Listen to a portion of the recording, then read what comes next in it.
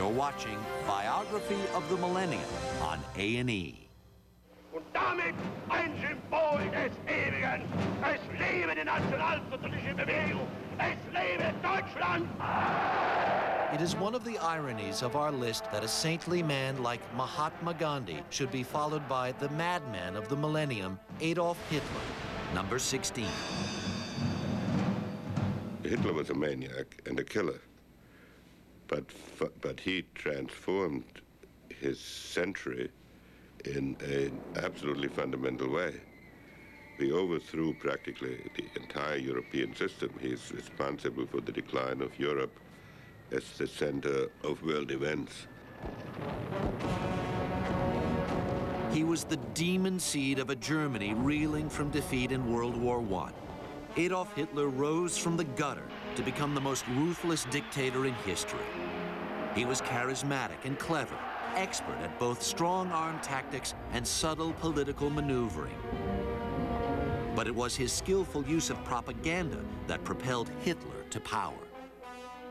Ein Volk, ein Führer, ein Reich, Deutschland. Most Germans are embarrassed that he ever existed, find no explanation how it was possible that an Austrian who never held a job in his life becomes unquestioned ruler of Germany. It is an aberration. It is a madman who got hold of a government. The amazing thing was how close this man came to world domination. It would take an unparalleled alliance of powers to turn the tide of World War II. But not before Hitler had wreaked a horror that chills us still. Never before had someone tried so consciously and systematically to wipe an entire race off the face of the earth. He committed unspeakable crimes for no purpose except to serve his own prejudices. Why people were killed in the gas chambers, for that there's no realistic explanation. One doesn't even know why he hated the Jews so much.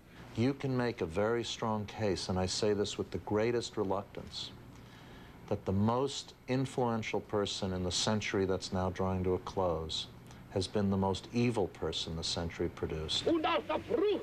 What Adolf Hitler did can never be erased. 50 million people died because of him. The worst kind of Holocaust was perpetrated on the Jewish people and many other peoples.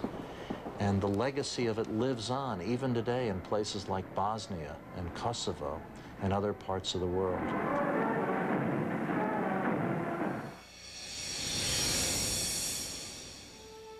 He was one of the most brilliant men of the millennium, an educator, philosopher, architect, and inventor. Thomas Jefferson wrote his way into the history books. He isn't on your list because he was the third president of the United States. He's on your list because he wrote the Declaration of Independence with its enduring message about the equality of all people.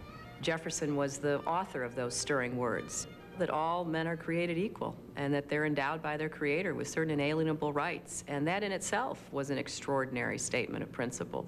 Now, given the circumstances of the time, I think that it is fair to say that at least the vast majority of the founders saw only white men as part of that call for liberty.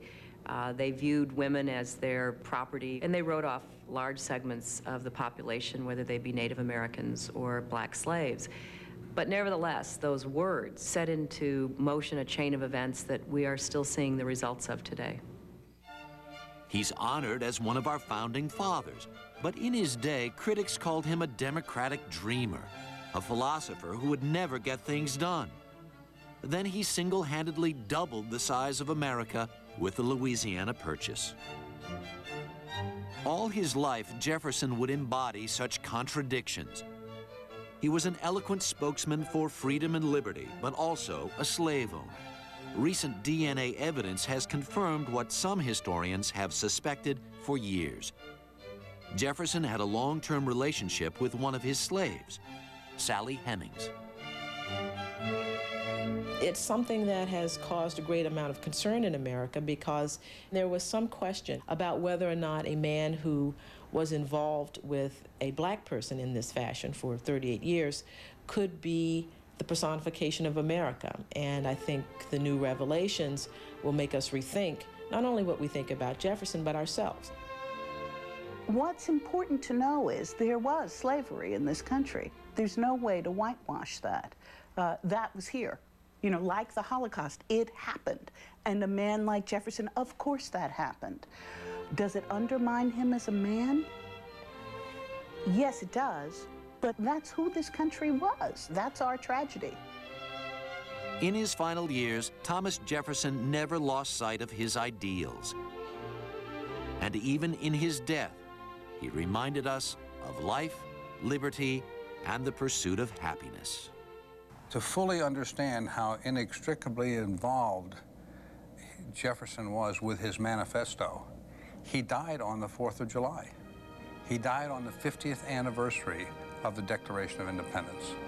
It's almost like he was placed here to write that manifesto, to implement that manifesto, and once his duty was done, he left us.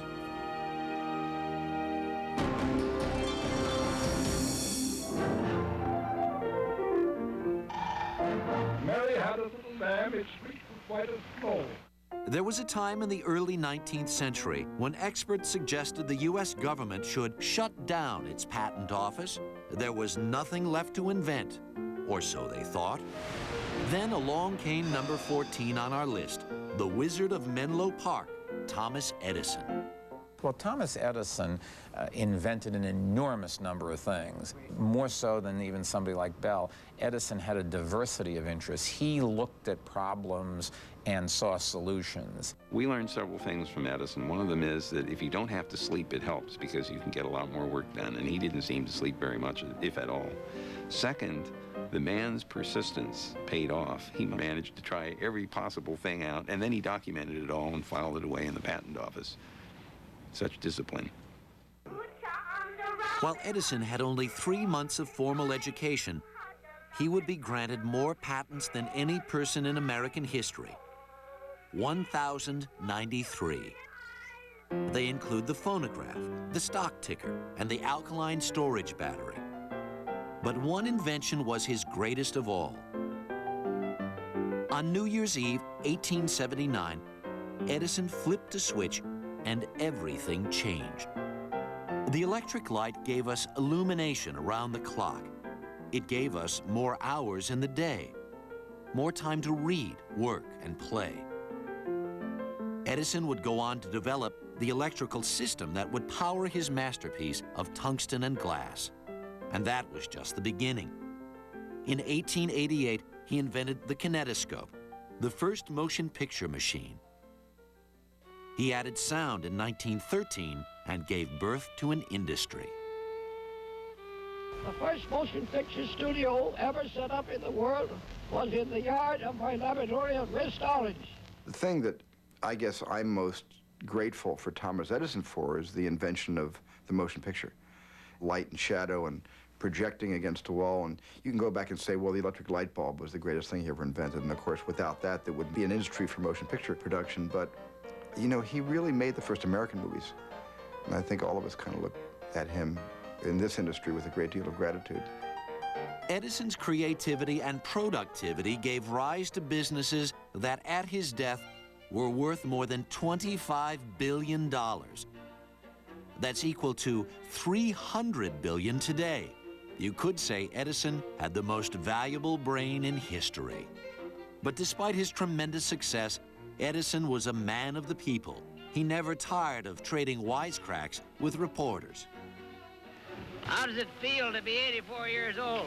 Well, I have a little trouble now and then, and that's because I'm getting old. But I've got a lot of ginger yet. Edison lit up the world. When he died in 1931, electric lights across America were dimmed in his honor.